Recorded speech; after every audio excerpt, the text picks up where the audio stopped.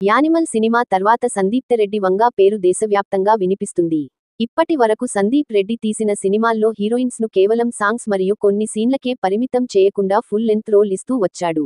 దాంతో స్పిరిట్ కథ విన్న నయనతార కూడా గ్రీన్ సిగ్నల్ ఇచ్చినట్లు తెలుస్తోంది. అయితే ఈ సినిమాలో నయనతార బికినీ సీన్ ఒకటి ఉందని తెలుస్తుంది. ప్రభాస్ తో యోగిలో నయనతారకి గ్లామర్ రోల్ చేసే ఛాన్స్ రాలేదన్న సంగతి మనకు తెలిసిందే.